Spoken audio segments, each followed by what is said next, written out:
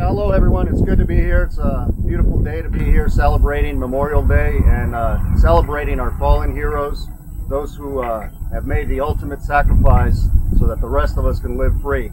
My name is Hector Maldonado. I wore the uniform for 15 years in the United States Army.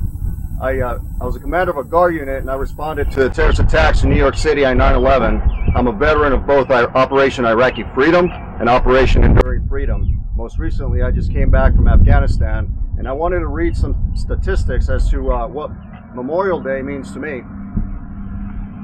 As I said, today we're celebrating our fallen heroes, those who fell in combat.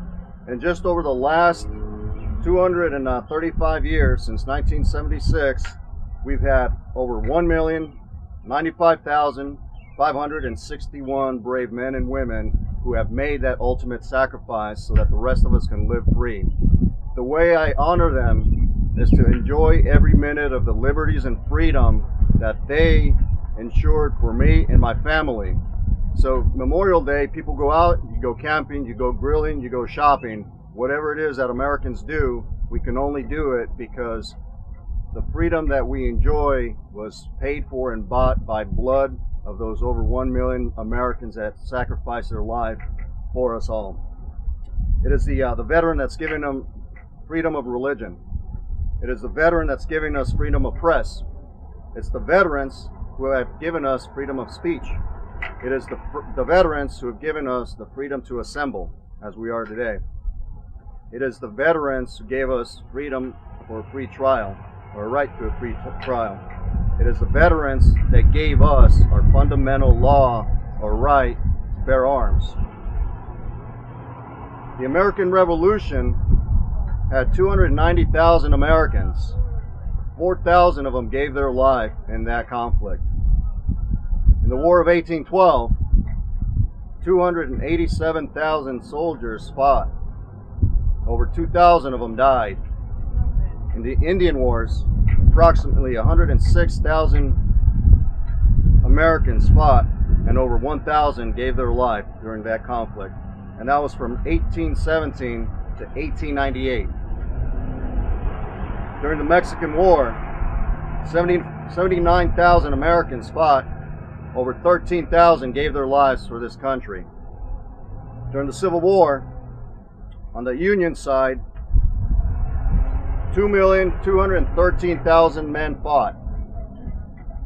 364,000 gave their lives. On the Confederate side, 1 million men fought, still Americans. It was a civil war. 133,821 died. During the Spanish-American War, from 1998 to 1902, 392,000 fought. 11,000 died. During World War I, 4,744,000 men and women fought to preserve what we enjoy today. 116,000 did not come home. During World War II, 16,535,000 Americans answered the call of duty against fascism. 406,000 did not come home. During the Korean conflict, we call it a conflict, but it was a war. 6,807,000 died or served. 55,000 died in combat. During the Vietnam era, of which many of you have volunteered and you suffered the lack of appreciation that America gave you when you came home, and I apologize for that. 9,200,000 of you answered the call. 109,000 did not return home. During the Gulf War era, some of you veterans, 3,800,000 fought for our country. Over 9,000 did not come home.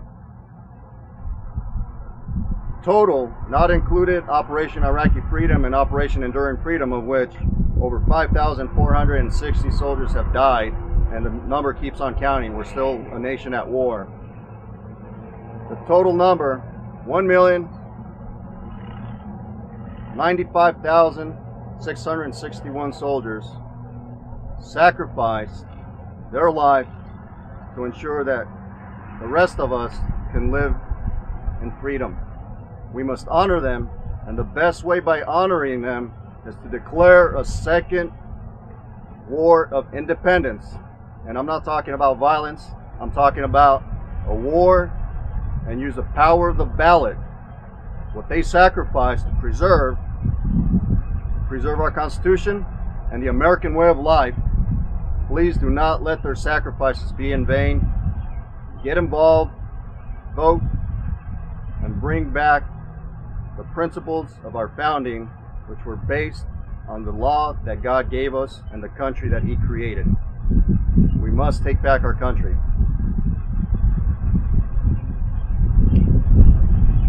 The power of the Constitution is in you.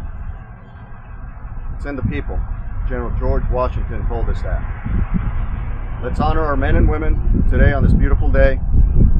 Enjoy the freedoms that those million plus men and women sacrificed so that we can enjoy.